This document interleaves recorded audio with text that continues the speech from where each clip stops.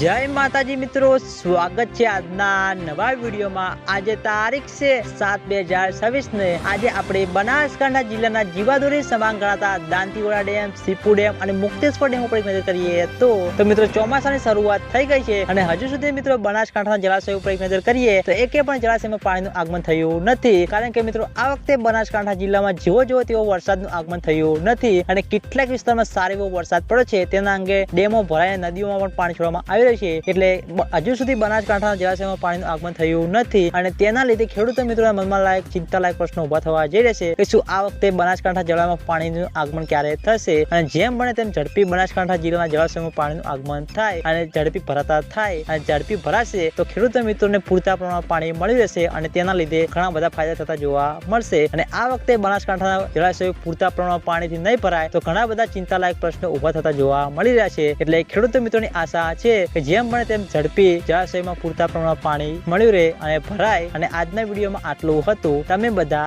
અમારી ચેનલ ઉપર નવા હોય તો વિડીયોને લાઈક કરી દેજો, કોમેન્ટ કરી દેજો અને ચેનલને સબસ્ક્રાઇબ પણ કરી દેજો। તો મિત્રો જય માતાજી।